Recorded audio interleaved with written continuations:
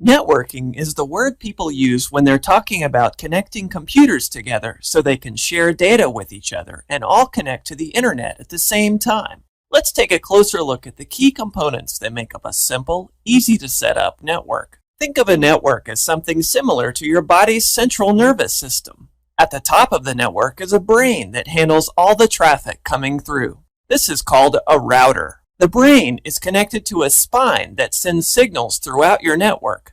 This device is called a switch, and it distributes signals to all of your computers and devices via network cables. Now let's check out each of the components of a wired network in more detail. We'll start with the router. A router has a smart little computer inside that identifies all of the computers and devices on your network and assigns a unique number to each one. Techie people call this an IP address. A router also connects to the internet outside your home via a modem that can be provided by your DSL or cable internet provider. A router is always at work, managing the tons and tons of information your computers and devices send and receive, and controlling which computers and devices get what information and when. So how does a router actually send information from the internet to your computers and devices? And how does it enable your computers to share information with each other? The answer lies with that device we mentioned earlier, a switch. A switch sends traffic through your network to the places it needs to go. Every Netgear home router has a switch with 4 ports built right into it. You can also get wireless routers from Netgear that use radio signals to do the same thing as a switch. But these still have those 4 ports built into them, so you can use wires with them too.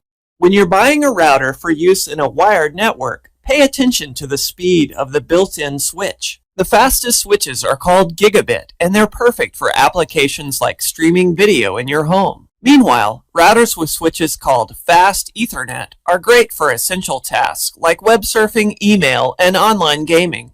Now say you have more than 4 items you'd like to plug into a router. You need more ports. The solution is easy. You'll need an additional switch, which again is that thing that's already built into your router. In this case, though, you just need the switch portion and not another router, because your network doesn't need 2 brains after all. Netgear has switches with as few as 5 ports, as well as some that feature 24 ports or more. Once again, if you need the fastest speeds, go for a gigabit switch. Your Smarty Pants Netgear router will recognize these new connections and start sending data to them right away. Here's one more thing to keep in mind. Some people often confuse a switch with a related device called a hub, which is obsolete. You just need to know that hubs were replaced by switches because switches do the same thing, but with a lot more speed and smarts. A router, a switch, and network cables all come together to create a fast and reliable wired network that works a lot like your body's nervous system. Fortunately, you don't have to be super brainy to understand how it all works.